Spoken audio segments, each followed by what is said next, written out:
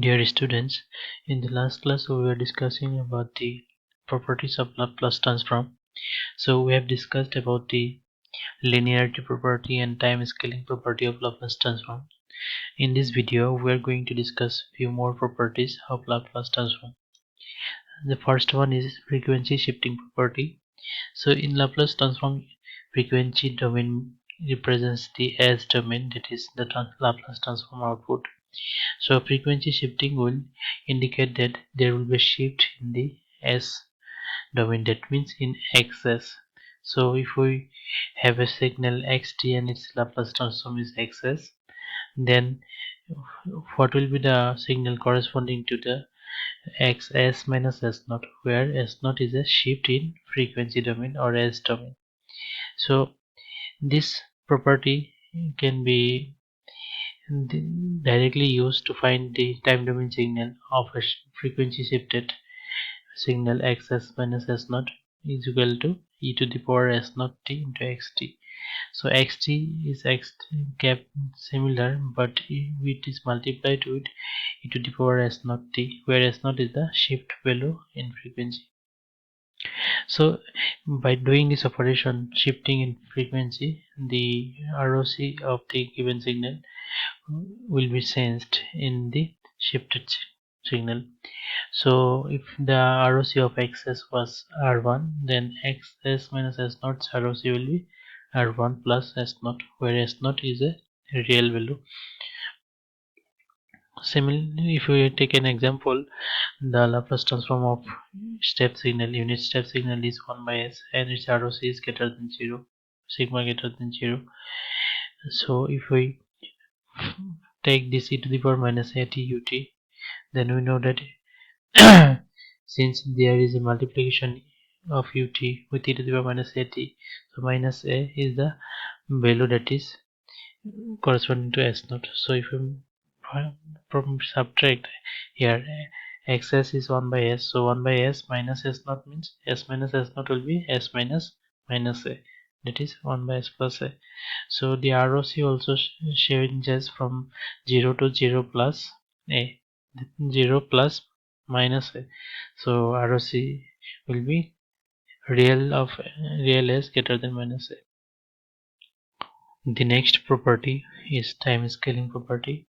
If xt is the signal and its Laplace transform is xs and ROC of xs is r1, then the time scaling signal xat, where time t is multiplied by a, then the corresponding Laplace transform of that signal xat will be 1 by mod a into x of s by a.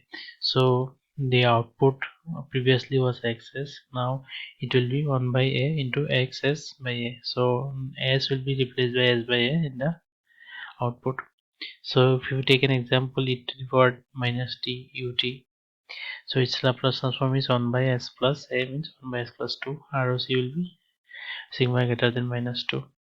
So if you find x of 2t, it is here a is 2. So if you first replace 2t in this above signal xt, so instead of t we are using 2t, so we can derive the signal xt as e to the power minus 4t ut, and if we find the Laplace transform of this signal, it is 1 by s plus 4 and ROC is sigma greater than minus 4. So if we take the direct apply the property of time shifting, time scaling, that x at this property, then we can write it, the constant is 1 by 2 and 1 by excess of s by 2. So earlier it was 1 by s plus 2, so here 1 by s by 2 plus 2, so s is replaced by s by 2, so it will result in 1 by s plus 4. So this 1 by s plus 4 and this 1 by s plus 4 are the same result for the x2t. So we can verify that this property, that x2at is equal to 1 by mod a x of s by a. So the region of convergence of this signal is sigma greater than minus 4. So this can be shown like in this diagram. Next is your time reversal property. Time reversal means if xt is Laplace transform is xs, then x of minus t, the time reversal signal, which Laplace transform is given by x of minus s, and its ROC will be the negative of ROC of xs, that is minus r1. Okay, so we can take the example of ut is equal to 1 by s, and its ROC is sigma greater than 0, and if we put minus t, then its Laplace transform will be 1 by minus s, and ROC will be sigma less than 0.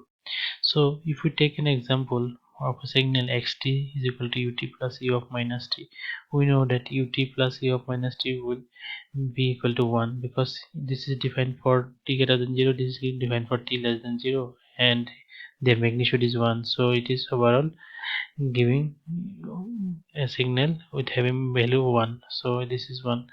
So ROC of these two signal, if we take Laplace transform sigma greater than 0 and sigma less than 0, we know that for linearly combined signal, the ROC is given by intersection of the ROC of the individual signals. So if we see that sigma greater than 0 and sigma less than 0, they are in two directions and there is no common area between these two signals.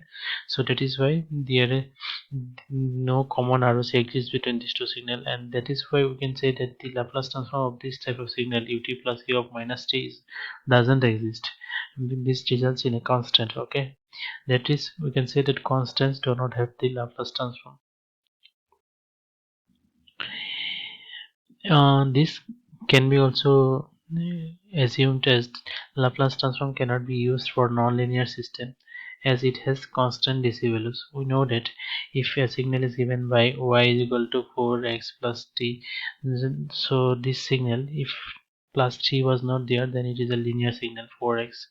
But by adding the DC value, this constant value, this signal becomes nonlinear, and due to this nonlinear property, the this is a constant value, so this constant values presence will make this signal y as a nonlinear, and it will be not possible to find the Laplace transform of this signal. Next property is time differentiation property. So if xt is the signal and its Laplace transform is xs, then the derivative of xt, these signals Laplace transform, can be given by s multiplied by xs minus x0. Here x0 is known as the transient value of x. That means if we are starting at time t equal to 0, then if x consistent value before t is equal to 0, then that is a transient value. So ideally this becomes 0, so we can also write as into xs, dt of xt is equal to s into xs in ideal case. So if you go on increasing by doing the derivation, so you can, for double derivative t square by dt square xt can be given as s square xs minus x s into x0 plus minus d dt of x0 plus. Similarly, the integration property in time domain, if we integrate the signal minus infinity to dx tau d tau, its Laplace transform is given as 1 by s into xs minus 1 by x0 plus. The frequency domain differentiation property. So xs is the frequency domain representation of xt, that is Laplace transform output. So if we derive the xs here, that means that the frequency domain differentiation is done. So this signal is equivalent to the time domain signal multiplied by minus t. Okay, minus t into xt. So this is the formula for derivative in frequency domain. Integration, frequency integration property. So xs is the frequency domain signal, and if we do the integration xs ds, then the time domain signal is given by minus 1 by t into xt, that is, the time domain signal is divided by minus t. And then there is a two important formula known as initial value theorem and final value theorem. So for any signal xt, the initial value, that is a value of xt at t equal to 0 or x0, can be found by using the formula limit s tends to infinity s into xs. Okay, The final value theorem, that value of xt at t is equal to infinity can be found by using the limit s tends to 0 s into xs. So for initial value, that is x0, we use the limit infinity. For initial value we use the limit infinity, s tends to infinity, and here we use sfx, and similarly here also we use sfx, but to get the final value x infinity we use the limit as s tends to 0. So if access if you have a signal xt and you can find that Laplace transform xs and multiply that xs value with s and then put the limit value s tends to infinity or s tends to 0 for initial value and final value. Initial value theorem can be applied only if the degree of numerator of Laplace transform is less than degree of denominator. So if xs is given, then you have to check whether the numerator or denominator's degree is greater. So if the denominator degree is greater, then you can apply initial value theorem. And final value theorem can be applied only if all the folds of s of x. So if you find s into xs, then in the corresponding output will as dimension function should contain the poles that the denominator as values due to which it becomes infinity should lie in the left hand side. Pole should be lie in the left half of the s plane. Find the Laplace transform of xt is equal to cos omega naught t ut using properties of Laplace transform. So starting from the unit step signal Laplace transform, it is given as 1 by s and its ROC is real s greater than 0 or sigma greater than 0. So if you do this frequency shifting operation, then shifting in xs equivalent to e to the power j omega naught t ut. So here, since we are multiplying j omega naught, so it is given by s naught. S is equal to j omega, we know. So since omega naught is here, so we have written s naught here. So x s minus s naught will be what? If this is your xs, then x s minus s naught will be equal to 1 by s minus s naught, or 1 by s minus s naught you can write 1 by s minus s naught, you can write j omega naught. Okay, the ROC will be same.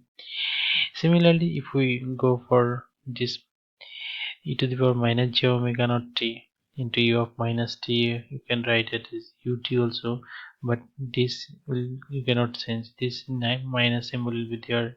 Then also you can find that Laplace transform as 1 by s plus j omega using the shifting property. Okay, then ROC is as get sigma greater than 0.